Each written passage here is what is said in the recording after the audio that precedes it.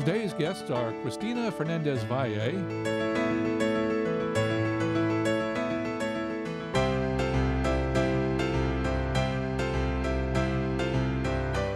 and Stacey Dunn.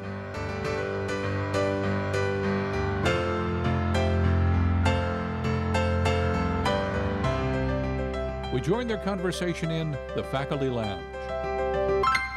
Orientations and I think so, but you know, they weren't that organized back then. Back then it right was a now little they bit different. do a really good job recruiting and orientating their new faculty. And so are you a Miami native?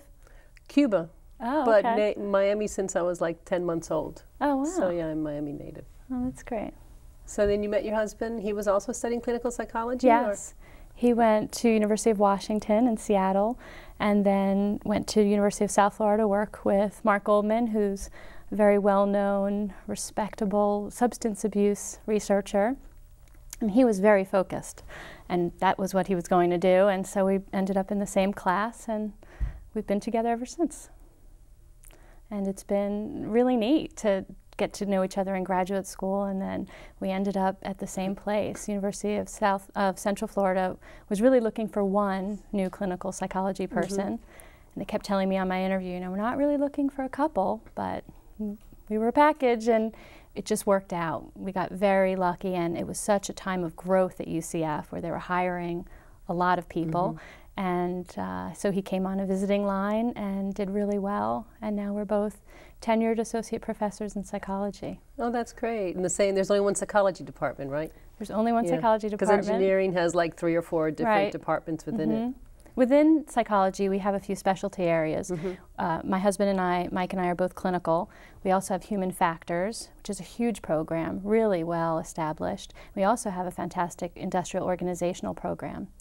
And so we have those 3 areas working together. And we just moved into a brand new building on campus, Oh, you did? which is very exciting. Which one is that? It's called Psychology.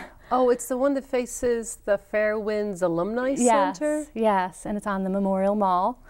And it's really neat. You know, we were in Howard Phillips Hall, which is a great place, has a lot of character, but to have our own new place built just for us, and our labs are built just for us. So my laboratory is called LEA, the Laboratory for the Study of Eating, Appearance, and Health. And I built it to include a full kitchen. And the hope is that I'll be bringing families from Central Florida into the lab, having them eat dinner, and learning about how families interact over meals, and then teaching them how to use that time more constructively. My husband Mike and I have been involved in something called Family Table Time with Neil and Jill Kimball, and they created this kit where there's a tablecloth and you have your children come to the table, there's an agenda, and it's almost like learning how to run a meeting, except instead of a business meeting, it's a family meeting. Family meeting. And you start off with a talking torch, so we use a stuffed animal, and they learn how to give attention to one person at a time, which is often neat at a dinner table with a family. And they learn how to give compliments to everybody in the room. And it's neat when you have guests too. And then they get to write all over the tablecloth things they want to remember. And the family can talk about what values they really want to focus on, or what family trips they want to plan. So it's a lot of fun, and it really reminds people how much importance is involved in that meal. It's not just about getting dinner down as quickly as you can between a million activities. It's about really connecting with your children and allowing your children to see how you communicate with whomever else is at the table in a way that's positive. Whereas when we're really not being conscious of what we're doing at the dinner table, sometimes it can get a little argumentative. Sometimes people feel left out. My daughter used to charge my husband and I a quarter every time we talked about work. We had to learn. It's hard when you and your spouse work together, that line between work and home. You know, and then I thought our grad students should charge us a quarter every time we talk about home, just to keep things even. But learning how to incorporate the kids into every conversation and make it a positive time. It doesn't have to be every night. We generally ask people to try it once a week, and sometimes it's once a month. And so that's something I'm looking forward to in our lab, having that full kitchen with the ability to host families doing that. And my husband has a full bar lab. He studies alcohol use, and so he brings college students into this environment that looks like a real bar. So we're really excited about it. And we also have the Ucf Psychology Clinic, where our doctoral students in clinical learn how to do therapy. We offer free or sliding scale services to people in the community. Oh, And we have some wonderful specialists. Mark Rapport, who studies ADD, especially in boys. We have a new faculty member who's director of clinical training, Deborah Beidel. She specializes in anxiety disorders and has an anxiety clinic. So it's a really neat thing to be able to offer our community, and we're all really excited about it.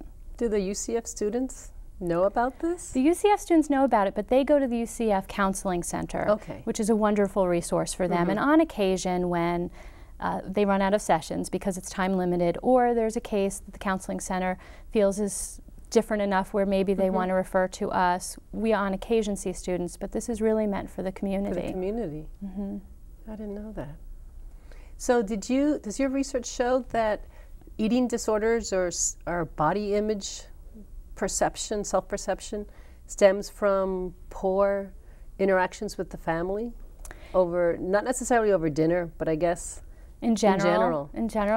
My research is more on body image per se than eating disorders, but the link is well established that body image disturbance is one of the key factors in eating disorders.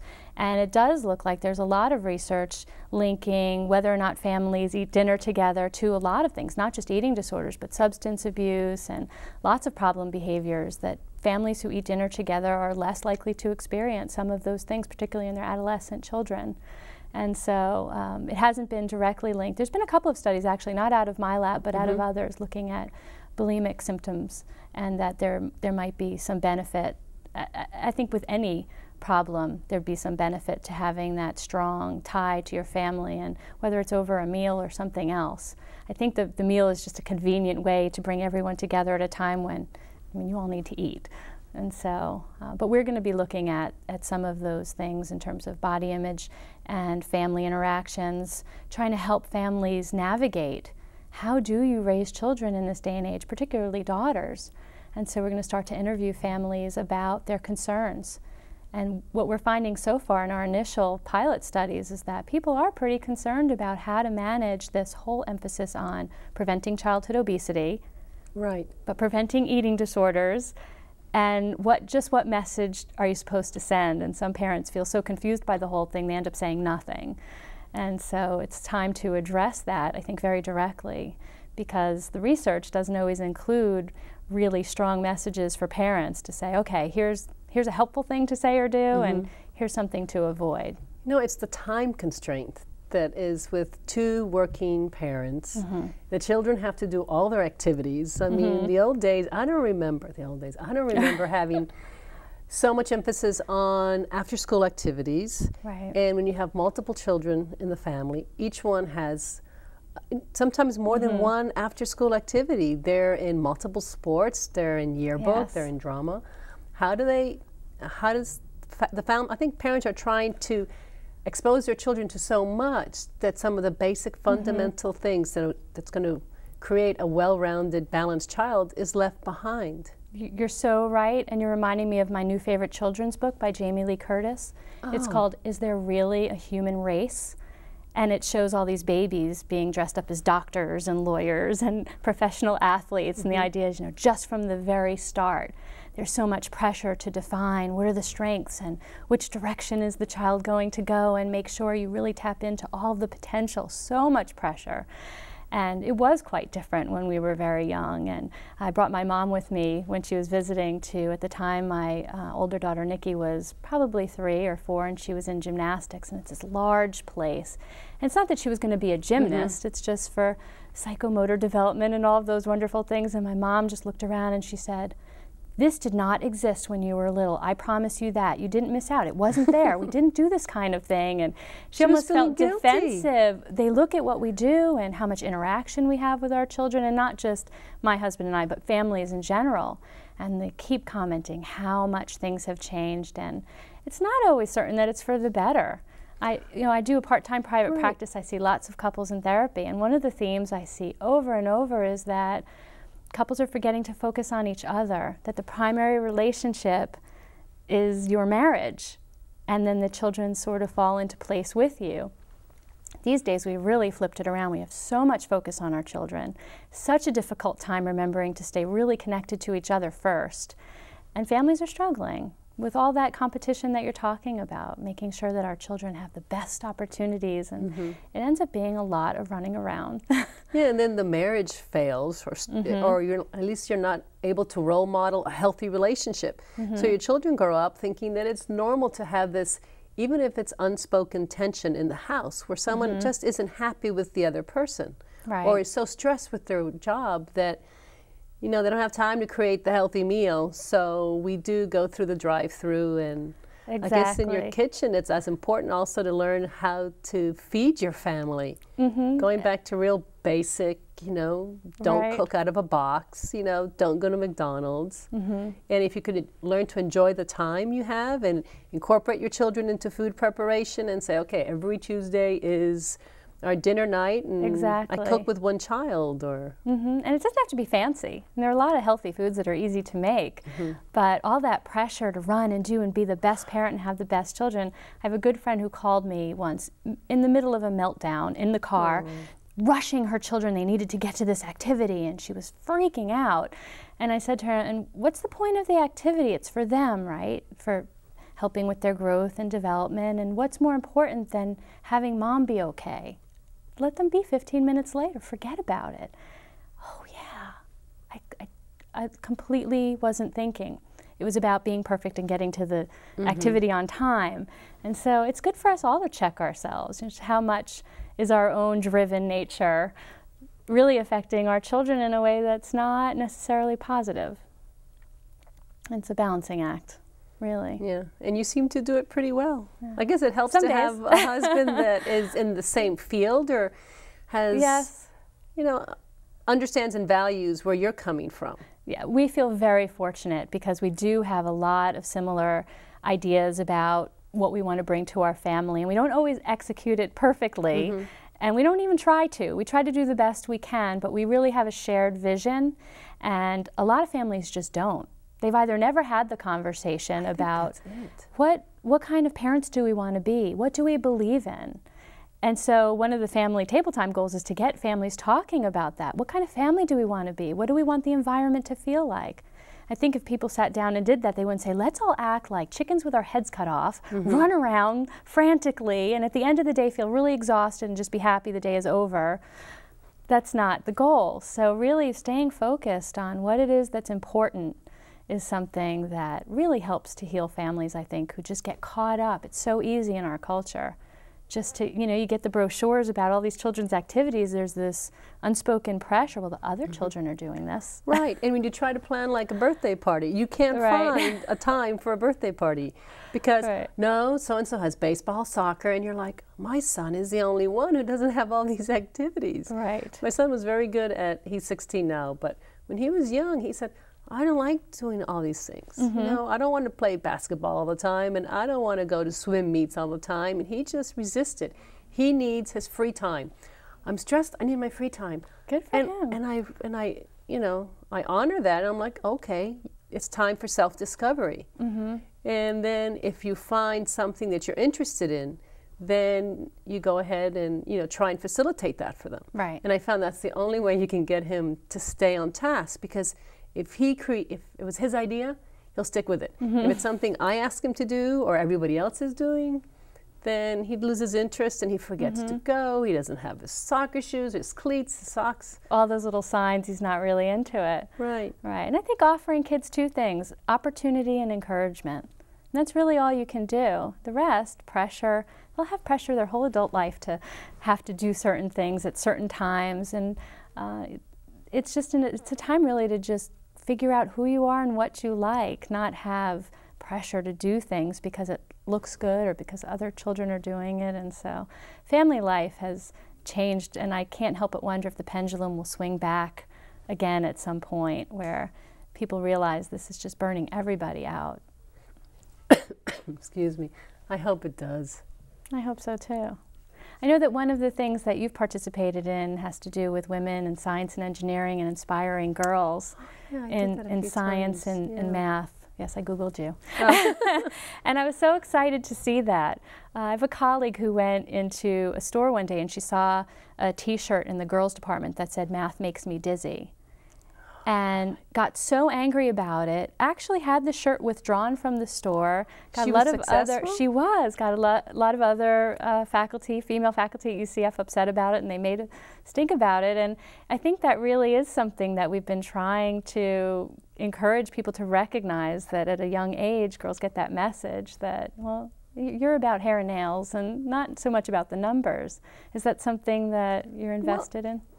I guess I see there's, at least two distinct populations of women.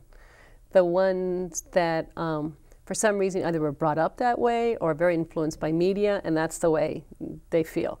And then there are the others that are just defying stereotype, and they're in AP, physics and AP math, and they're not worried about that. They're worried about their futures and education, and there isn't a stereotype for them.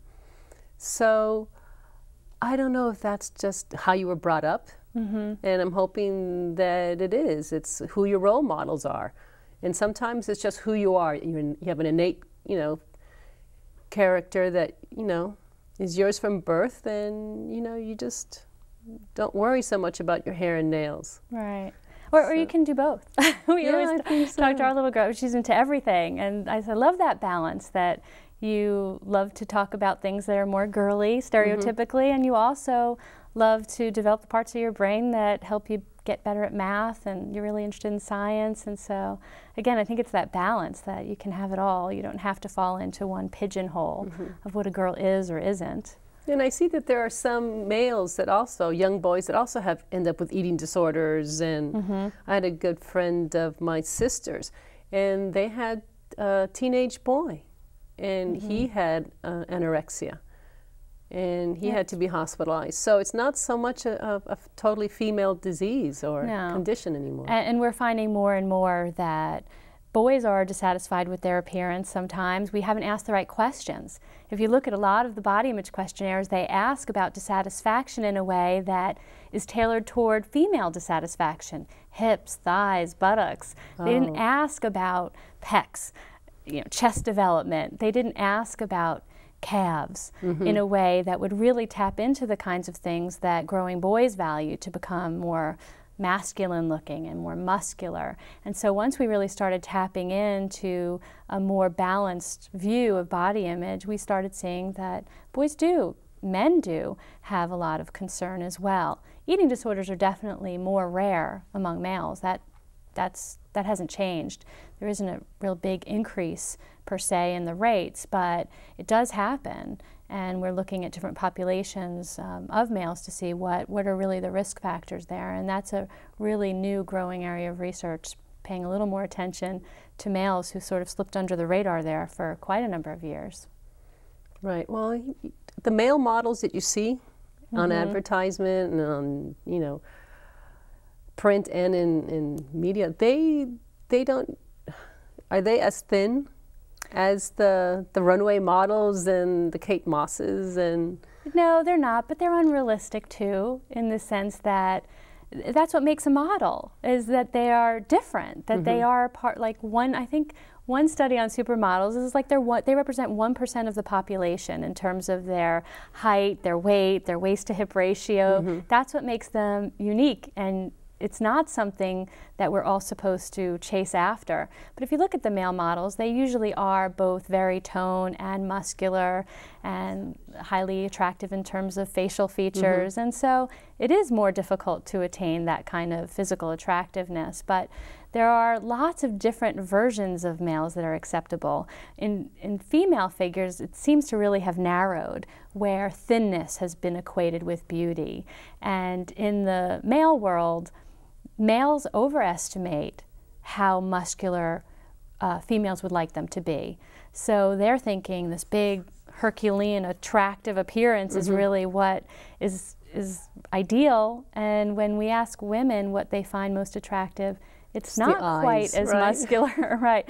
So, bigger is okay, smaller is okay. I think fitness is something that people do value, and that has evolutionary purposes because we want people to be good, healthy mates, and so you look for signs of good health. But the range is a little bit broader. You have your very thin rock star build, and so one of the cases of male anorexia that we know about was he was chasing after that rock star look, really wanted to have that gaunt, thin look, and you just never know what people are going to hold on to and idealize in a way that becomes negative for them because it doesn't fit their own body shape. And so really trying to get people to feel more accepting of what they have.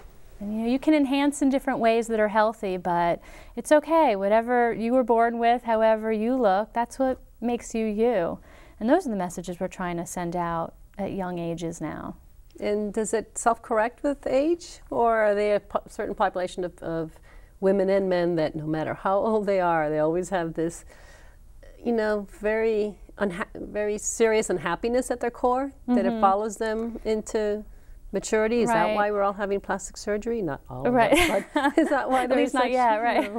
I think, well, the plastic surgery craze is really interesting to me, and it's kind of like having that opportunity to make something look better almost puts pressure on you to make that better. That the more and more people who start defying age, the more the youth culture where that's what's valued and that's what we consider attractive, the more people who do that will really just keep perpetuating that.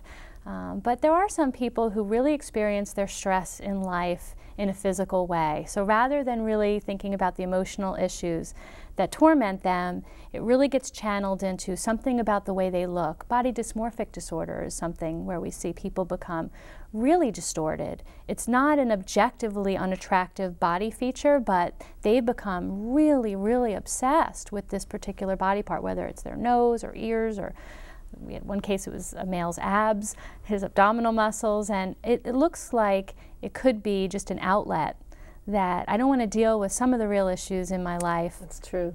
And so focus my energy on this one thing, and it becomes something that just gets really out of control. And everything exists on a continuum. So you have some people who might be really experiencing a major disorder like body dysmorphic disorder, and then you've got people on the other end who really don't care about their appearance, almost to the other extreme, that it's a statement that I don't care and I want to put that message out there because there is some insecurity about it, and then everything in between where it's a concern but it's managed. It doesn't take over one's entire self-esteem, or it doesn't cause depression. And that's usually when people don't have a checklist where their self-worth is based on how attractive they are found to be by others. And their self-worth is based on things like their intellect, how caring they are, what their relationships are like, and physical appearance is just part of that. It's not who they are, it's just part of the person. And that's when I think greater balance is achieved. So on some of these disorders, has it been linked to neurotransmitter disbalances in certain parts of the brain? Or is it just, you know, the first 3 or 4, 5 years of your life and what was going on in your immediate home life at the time? There's a great deal of research right now on looking at biological markers and studying brain imaging and really trying to understand if there isn't some biological basis for anorexia and possibly bulimia. And they're finding some differences between people who have eating disorders and people who don't. But then of course you have that problem of which came first. Right.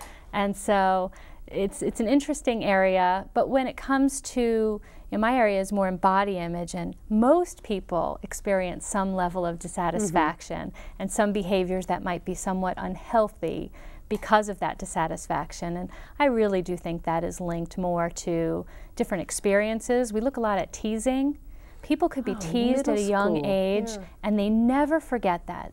They will always hold on to that.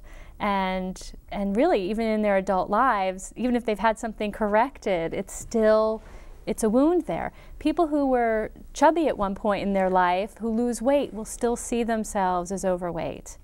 And so body image is one of those things where it's not completely fixed, that you can change and you can develop a healthier body image, but those early experiences say a lot in terms of how we come to appreciate our own physical appearance. Right. So there's this therapy called NEAT? Is it like neuro-emotional release therapy? I forget what the second E is. Okay. Have you heard of that? I haven't.